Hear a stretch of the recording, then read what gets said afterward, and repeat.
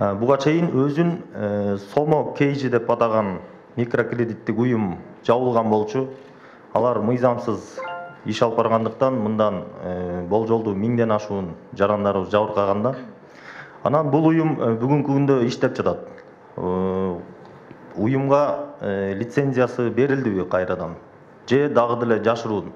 Анткени мен өз көзүм менен көрдүм, бул ушул Бишкектин кээ бир жерлеринде, ушул офистеринде иштеп, жарандарды дагы деле акча берүү менен. Бул кайсы моментальный карыз берүү? Сомо Кейжи деген. Биз жаптырганбыз.